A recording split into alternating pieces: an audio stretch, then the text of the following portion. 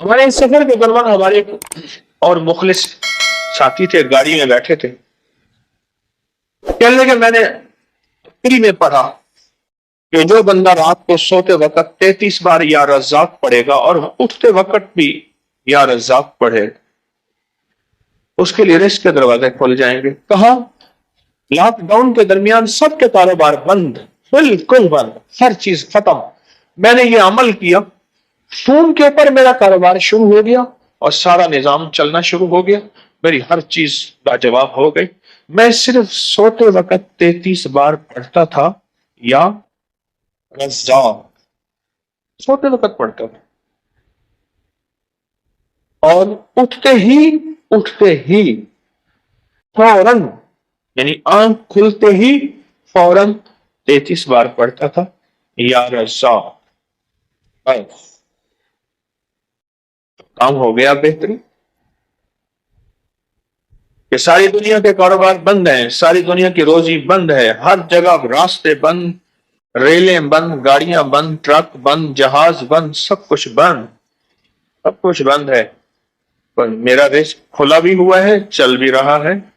صرف 33 بار سوتے وقت، کوئی وضو کوئی چیز شرط نہیں، یا رزاق پڑھ لیا، اور 33 بار یا رزاق پڑھنے میں میرے خیال میں کہ 1 منٹ بھی نہیں لگے گا، 1 منٹ بھی نہیں لگے۔ کیا آپ اس تعویذ کو جانتے ہیں جو طلسماتی پتھر پر لکھا ہوا تھا جس سے ہر دعا قبول ہوتی ہے؟ ایک اللہ کے ولی کا دیا ہوا انوکھا ایسا نظام، ایسا طلسم، عجائبات کی دنیا کہ ہم نہ جانیں؟ کیا اللہ احد و اللہ صمد کا ایک پراسرار نظام، اور وہ پراسرار نظام جس کے اندر ہمارے لیے راحتیں ہی راحتیں، رحمتیں ہی رحمتیں، برکتیں ہی برکتیں، عافیتیں ہی عافیتیں، واقعی مصیبتیں ٹالنے والا اور مصیبتیں ٹلوانے والا وہ پراسرار حیرت انگیز پتھر کیسے دریافت ہوا؟ بسم اللہ الرحمن الرحیم، السلام علیکم ورحمۃ اللہ وبرکاتہ۔ دنیا عجائبات سے بھری ہوئی ہے، زمین کے نیچے، زمین کے اوپر، آسمان وسطوں میں۔ یہ سائنس جتنی بھی ہے، ان سب نے ان طلسمات، عجائبات اور انوکھی انہونی دنیا کو دریافت تو کی ہے، اس کے نام تو سائنس ہے، لیکن سائنس وہاں نہیں پہنچی جہاں کائنات کے رازوں میں اللہ کے دوست پہنچے ہیں، اللہ کے مقرب بندے پہنچے ہیں۔ آج بھی یہ حقیقت ہے۔ آئیں آج ایک واقعہ بھی بیان کرتے ہیں، ایک عمل بھی اور ایک خوبصورت نظام بھی۔ عمارہ بن حزن رضی اللہ تعالیٰ عنہ فرماتے ہیں، ہماری قبیلے کی ایک جگہ تھی جس کو حرۃ الحدثان کہا جاتا تھا۔ رات کو وہاں آگ بھڑکتی تھی، دن میں دھواں نکلتا تھا۔ قبیلہ طی، جس کے حاتم طی تھے، اپنی اونٹنیوں کو اس آگ کی روشنی سے چلاتا تھا جو 7 راتوں کے فاصلے سے بھی دکھائی دیتی تھی۔ اتنی اونچی اور اتنی آگ تھی کہ 7 راتوں کے فاصلے سے بھی دکھائی دیتی تھی۔ اس دوران خالد بن سنان، ایک بہت بڑے اللہ کے نیک بندے، قبیلہ مریتا سے آئے اور کہا اللہ نے مجھے حکم دیا ہے تمہارے لیے اس آگ کو بجھاؤں، ہر قبیلے سے ایک شخص میرے ساتھ آئے۔ ہم 10 آدمی ان کے ساتھ چلے، میں بھی ان میں تھا، وہ ہمیں ایک کنویں پر لے گئے۔ وہاں سے آگ کا ایک دہانہ نکلا، آگ ہم پر گھیرا ڈالنے لگی، ہم گویا ترازو کے پلڑے میں آ گئے۔ ہم نے پہلے لاٹھیوں سے، پھر جوتوں سے، پھر اماموں سے مارا، یہاں تک کہ سب کچھ جل گیا۔ ہم نے کہا اے خالد تم نے ہمیں ہلاک کر دیا؟ انہوں نے کہا نہیں، یہ آگ حکم کے تابع ہے، میں بھی حکم پر ہوں۔ پھر وہ آگ پر عصا مارتے ہوئے کہنے لگے ہر حق جو اللہ کے لیے ہے وہ ادا ہوا، میں اللہ کا بندہ اعلیٰ ہوں۔ ایک شخص تھا جو مذاق اڑانے والا تھا، کہتا تھا میں باہر نہیں نکلوں گا، دیکھو میں نکل آیا ہوں، اس طرح کی باتیں کرتا تھا۔ پھر انہوں نے ہمیں ایک جگہ لے جا کر کہا کھودو۔ میں نے کھودا تو ایک پتھر نکلا جس پر کلمات لکھے تھے اللہ احد اللہ الصمد لم یلد ولم یولد ولم یکن لہ کفوا احد۔ اس پتھر پہ لکھا تھا۔ کھدائی کے دوران جو ایک پتھر نکلا اس پر یہ کلمات لکھے ہوئے تھے۔ ہم نے اس پتھر کو اپنے پاس رکھا، جب بھی مصیبت میں اس کو سامنے رکھتے مصیبت ٹل جاتی۔ بارش نہ ہوتی، اسے کپڑے سے ڈھانپ کر دعا کرتے، بارش ہو جاتی۔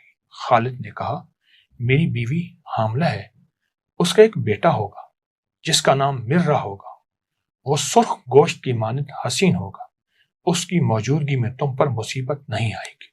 پھر کہا میں 7 دن میں فوت ہو جاؤں گا، مجھے اس ٹیلے میں دفن کرنا، 3 دن بعد میری قبر پر جانا، اگر تم ایک دمدار گدھا دیکھو جو ناک زمین پر رگڑ رہا تو قبر کھودنا، میں زندہ ہو جاؤں گا اور تمہیں قیامت تک کے حالات بتاؤں گا۔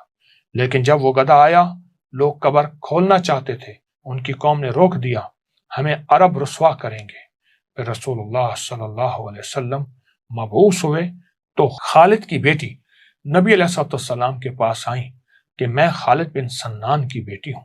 آپ نے چادر بچھائی، فرمایا یہ میرے بھائی کی بیٹی ہے، ایک نیک آدمی جسے اس کی قوم نے ضائع کر دیا، اس کی قوم نے ضائع کر دیا۔ بہت بڑا طاقتور عمل ہے، بہت حیرت انگیز عمل ہے۔ اس عمل سے ہمیں کیا ملا؟ اس واقعے سے ہمیں کیا ملا؟ سورۃ اخلاص کی طاقت ملی، سورۃ اخلاص کی تاثیر ملی۔ بڑی مشقتوں کے بعد انہیں ایک پتھر ملا، بڑی محنتوں کے بعد انہیں ایک حیرت انگیز دنیا ملی۔ اس پتھر پہ سورۃ اخلاص لکھی ہوئی تھی، اس پتھر پہ۔ آئیں، اس سورۃ اخلاص کا ایک عمل ہمارے پاس ہے اور بہت طاقتور پاس ہے۔ رسول اللہ صلی اللہ تعالی علیہ وسلم نے فرمایا، عمر رضی اللہ تعالی عنہ، عمر جو بندہ 10 بار سورۃ اخلاص پڑھتا ہے جنت میں اس کے لیے محل بنا دیا جاتا ہے۔ تو عرض کیا یا رسول اللہ صلی اللہ علیہ وسلم اگر کوئی 20 بار پڑھے؟ فرمایا 2 محل بن جائیں گے۔ اس طرح کرتے کرتے فرمایا یا رسول اللہ اگر کوئی 100 دفعہ پڑھے؟ فرمایا جنت میں 10 محل بن جائیں گے۔ آپ نے محسوس کیا اس پتھر کی تاثیر کو، آپ غور سے توجہ سے میری گفتگو کو سمجھیں، اس پتھر کی تاثیر کو، کہ اس پتھر کی تاثیر میں کیا چیز تھی ایسی، کیا عمل تھا ایسا۔ فرمایا جب ہمیں مشکل آتی، جب پریشانی آتی، جب الجھن آتی، اس پتھر، اصل پتھر نہیں، اس پتھر کے اوپر اخلاص تھی، اصل پتھر نہیں ہے۔ وہ بڑی تلاش کے بعد انہیں جو سورۃ اخلاص کا پتھر ملا، ان کی ہر مصیبت دور، ان کی ہر مشکل ختم، ان کی ہر ناکامی ختم، انہیں عزت دولت ملتی تھی، انہیں رزق صحت ملتا تھا، ان کی مشکلیں ٹلتی تھیں، ان پہ بارشیں ہوتی تھیں، ان سے بارشیں روکی جاتی تھیں جب چاہتے تھے۔ یہ سب کچھ سورۃ اخلاص کی برکت سے ہے۔ آج بھی جو بندہ کوئی بھی مصیبت پریشانی ہو، تکلیف ہو، سورۃ اخلاص کی تسبیحاں پڑھ کے، سورۃ اخلاص کی تسبیحاں پڑھ کے حضور کے گھرانے کو ہدیہ کرے گا، میرا تجربہ ہے، ہر مصیبت دور ہوتی ہے، ہر پریشانی ختم ہوتی ہے۔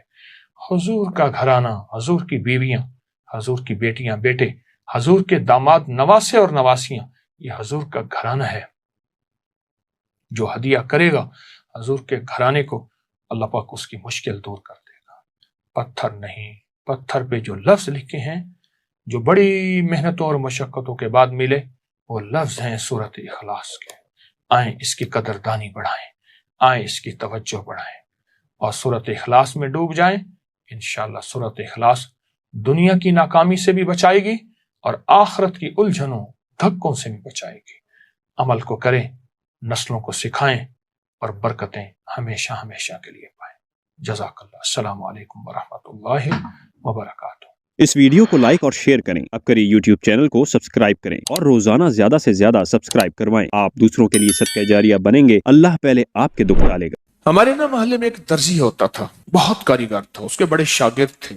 اصل وہ بکھر کا تھا، یہاں روزی روٹی ملی تو وہیں آ گیا، پرانے شہر میں رہتا تھا تو وہاں اس کے ساتھ ایک عجیب معاملہ تھا۔ وہ جس دکان پہ بھی بیٹھتا، ساری عمر گھر بھی کرائے کا تھا، اس کی دکان بھی کرائے کی تھی، اور ساری عمر ایسی گزری۔ جس دکان پہ بیٹھتا تھا، جس دکان پہ بیٹھتا تھا، وہ اس دکان وہ کیا کرتا تھا، ویران دکان ڈھونڈتا تھا جس کی دکان کرائے پہ نہیں ہوتی تھی۔ غور طلب بات ہے، عجیب بات بتا رہا ہوں، یہ میرے دیکھے واقع ہیں۔ وہ ہمارے پڑوس میں کوئی 30 سال رہا، تقریباً 30 سال 30 साल रहा। वो वीरान दुकान लेता था, नामवर इतना था कि उस्ताद को आके दुनिया ढूंढती थी, चाहे वो गली के कोने में जहां बैठ जाए, इतना कारीगर था। वीरान दुकान ढूंढता था जिस दुकान को कोई नहीं लेता था, फिर लिखवाता था कि मैं इतने साल तक नहीं उठाएगा, वो खुशी से लिख के दे देता था क्योंकि इसको तजर्बा था, उसको नहीं था। इतने और बड़े बड़े ताकतवर लोगों की गवाहियां डलवाता था कि कल को मुझे उठाएगा, क्योंकि मैं कैसे उठाऊंगा, मेरी दुकान किराए पे नहीं जाती, तू मुझे किराया दे रहा, इतने अरसे से मेरी दुकान बंद पड़ी है, मैं कैसे उठाऊंगा। कह रहे नहीं, वो तो मुझे उठाएगा, पता है मुझे। बड़े बड़े लोगों की गवाहियां डलवाता था,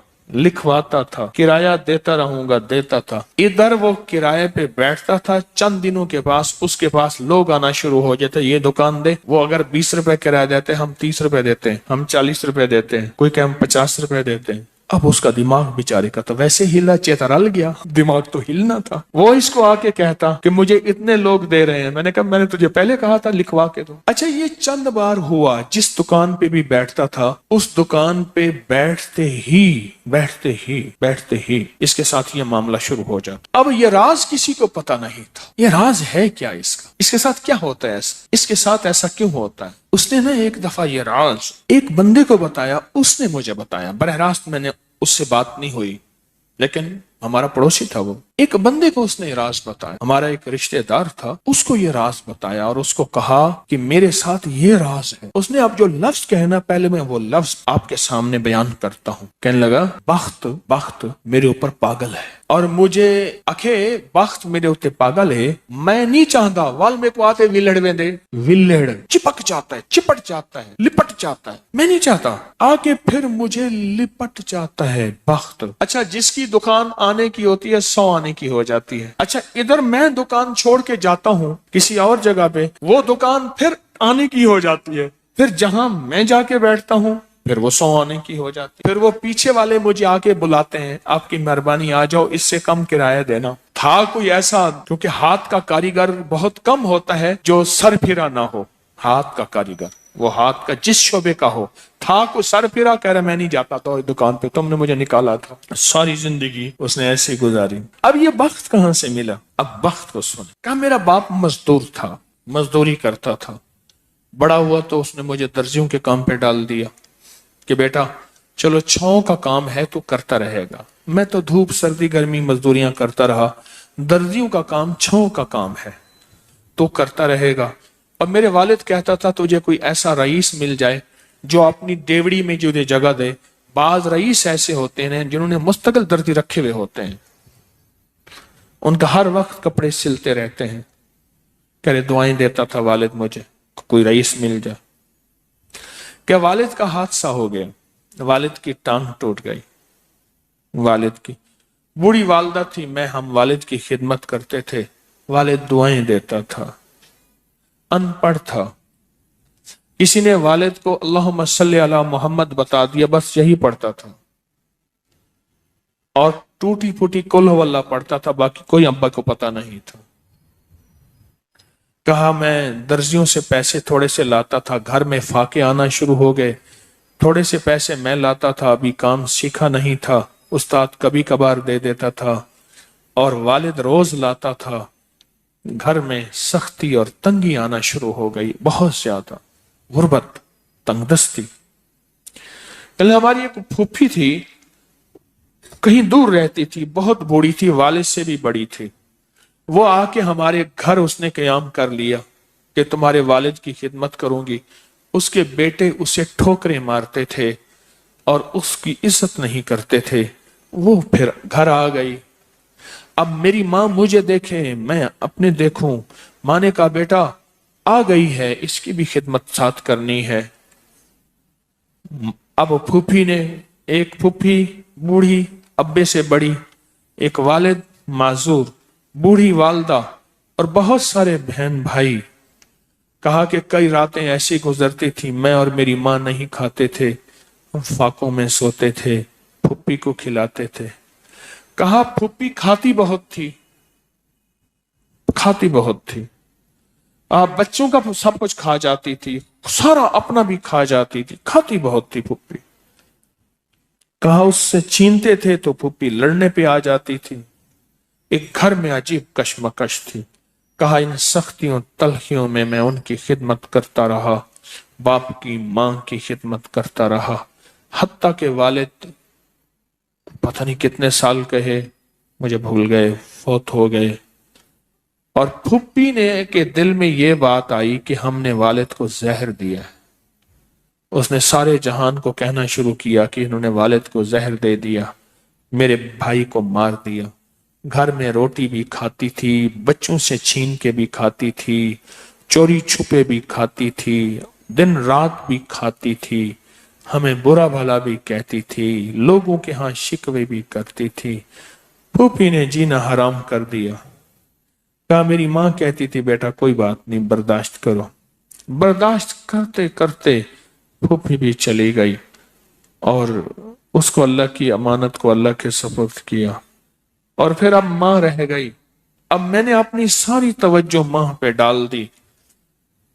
कहा अम्मा क्या करती, खाली छाबी नहीं होती है, छाबी रोटी तो थोड़ी सी होती थी, खा लेते थे, खाली छाबी हाथ में ऐसे लेके ना कहती अल्लाह इसको इतना बख्त दे, इतना बख्त दे, इसके साथ धरती लगे तो उसको बख्त दे, इसके साथ सुई लगे तो उसको बख्त दे, इसके साथ धागा लगे तो उसको बख्त दे, इसके कपड़े जो पहने उसको बख्त दे, इसको जो देखे उसको बख्त दे, इसको जो इसको देखे उसको बख्त। अम्मा छाबी लेके मांगती थी, रोती थी। और बाज़ों का छाबी में अम्मा के बहुत सारे आंसू होते थे। कि बस ये निजाम चलता रहा। अम्मा भी गुजर गई। अब उसके बाद फिर मैं, मेरे बच्चे, अब जो बख्त के दरवाजे खुले, मैं जिसको देखता हूं उसको बख्त, जो मेरे कपड़े पहनता है उसको बख्त, जिससे सुई खरीदता हूं उसको बख्त, जिससे धागा खरीदता हूं उसको बख्त, जिसकी जगह पे बैठता हूं उसको बख्त। बख्त जब बेदार था बदबख्त आंखें सो गईं। ख्याल करना अभी बख्त बेदार है, कहीं बदबख्त आंखें सो ना जाए। वो दुआओं का जखीरा उस दर्जी के पास था, वो दुआओं का जखीरा, फुप्पी की नागवारियों का जखीरा, अब्बी की सबर का जखीरा, फुप्पी की नागवारियों का जखीरा, अम्मा के सबर का जखीरा वो साथ था। बस सहता रहा, चलता रहा। अल्लाह के नाम-ए अमाल में, अल्लाह के निजाम में लिखा जाता रहा।